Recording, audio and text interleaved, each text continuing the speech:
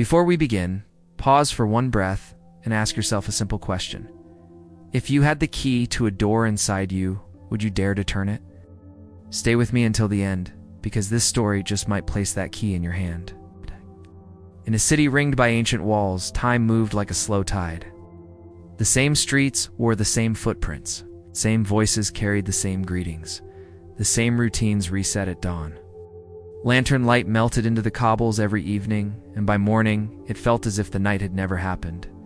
In the middle of this quiet repetition lived Robert.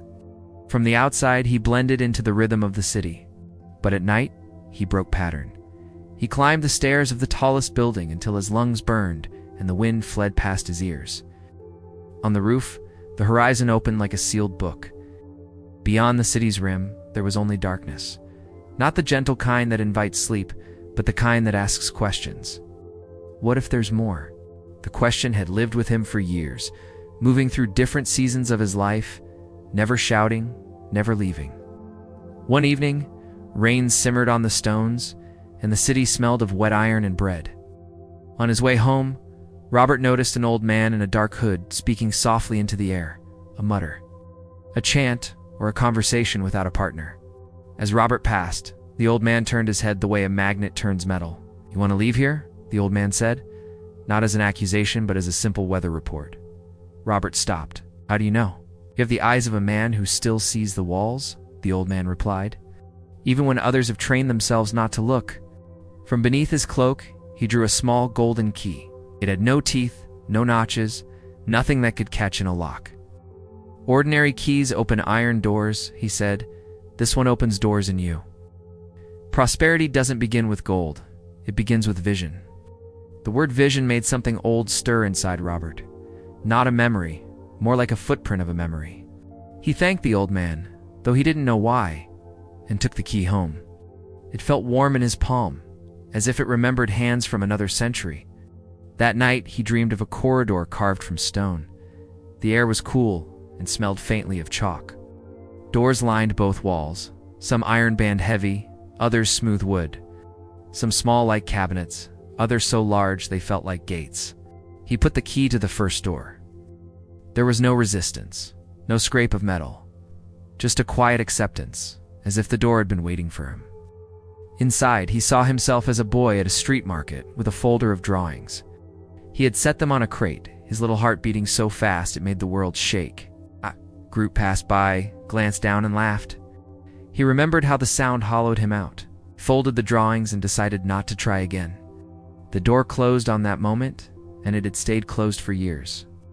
Robert woke with the feeling of running without moving, his heart pushed against his ribs, as if it could climb out and look around. He realized that many of his failures were not events. They were doors he had never returned to. Not endings, just entries he refused to reopen. So he began small. He woke 30 minutes earlier. He read about money not as a trophy, but as a tool. He practiced skills, simple ones at first. Writing concisely, managing time like a craftsman measures wood, asking better questions. He started a notebook he called the Horizon Map. Not goals, exactly. More like coordinates, sketches of possible futures, and the smallest steps that could move him a few inches closer. Prosperity, he wrote on the first page, isn't money. Prosperity is space.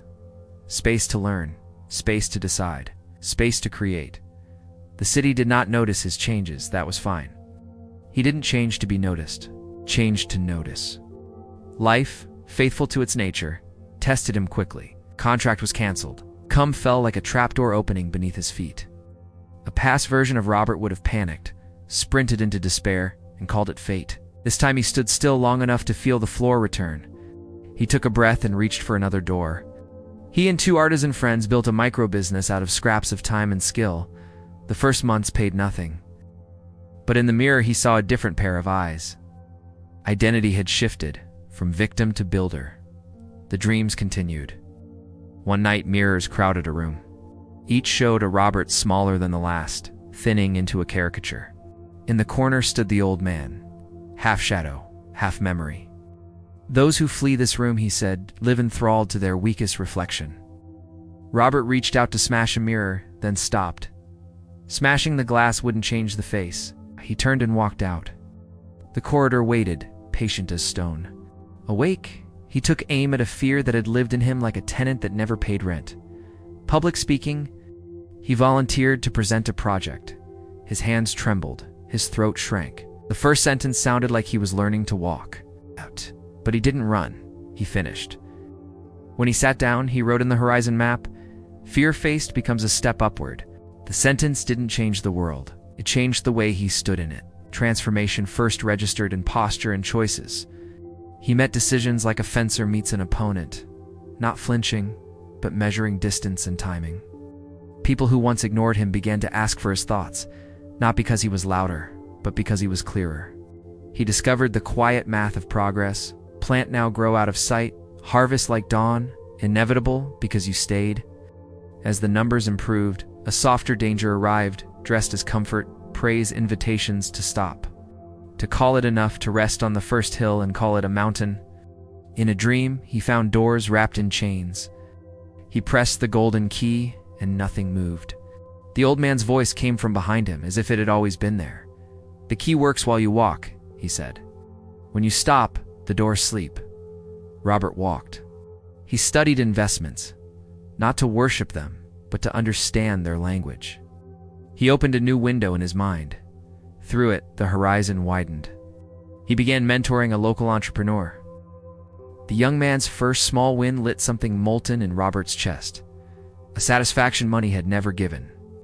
That night, a golden door in his dream opened before he touched it. Beyond lay a garden that seemed to breathe. "Those who open doors for others," the old man said, lengthened their own corridor. On the roof of the building, the wind felt different. The walls looked smaller, not because the city had changed, but because his perspective had. The world maintains its scale. Consciousness changes the ruler. He refined the choreography of progress. Gradual exposure, intentional practice, quick adjustment. Gradual exposure kept him at the edge of his comfort without drowning him in panic. Intentional practice turned repetition into refinement. Quick adjustment taught him to correct course faster than he could criticize himself. Prosperity revealed itself not as a position on a map, but as a state of motion, a corridor that extended one step at a time. When he finally left the city, the guards at the gate watched, not with suspicion, but with a kind of recognition, as if they had once wanted to leave too. Outside, there was no wasteland. There were fields rising and falling like breath. Wind clean enough to taste, and a sky so wide it made the word limit feel like a joke we tell ourselves to stay seated. The world had always been this large. It was just now the size to see it. On the road, he met travelers who carried their own keys. A woman who traded inheritance for purpose and found both multiplied. An executive who reduced meetings and increased dinners at home. He looked 10 years younger and spoke like he'd finally met his own voice. A young man who had beaten a sickness by counting days as masterpieces. He measured time in gratitude and discovered how wealth follows those who respect their minutes. Robert learned that a solitary dream is fragile. When it connects, it becomes a net, then a bridge, then a highway of shared momentum. He began to host small gatherings, not speeches exactly, more like circles, where people could name their doors and practice turning keys. He didn't teach answers, he seeded questions. What if the wall is smaller than you were told? What if the first step is so small it doesn't even hurt? People left lighter, as if their lungs had discovered a second pair of ribs. If any part of you recognizes these walls, if a door in you has a familiar weight, don't leave this mid-journey. Stay with me. In a few minutes, you'll have a map, a key, and your first step drawn clearly enough to follow today. The dreams deepened. One night, a liquid door moved like a curtain made of mercury.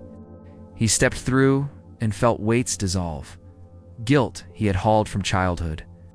Comparisons collected like thorns, beliefs he had inherited as if they were heirlooms. To prosper, the old man whispered, somewhere between breath and thought is also to release. He woke and simplified his life. He kept the essential and gave away the rest. He discovered that lightness increases reach. Nothing flies heavy. When he returned to the city to visit, the streets were sturdy as always. Faces were the same as if printed from a mold.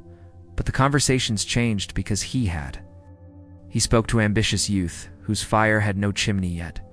2 shopkeepers whose tiredness had grown roots, 2 families that balanced fear and love every day. He didn't deliver sermons, he planted seeds. Questions do this work better than answers, because questions recruit the listener into the construction.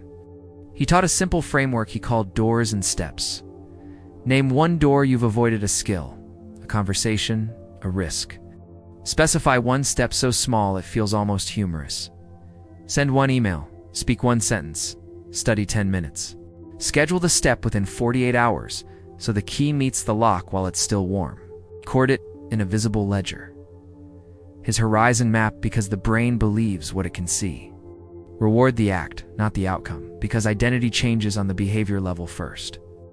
He added environment edits. Change the room, and you change the mind.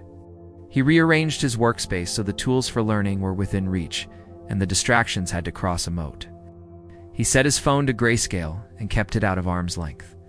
He posted a single sentence on the wall: "The key works while you walk." He taught nervous system agreements.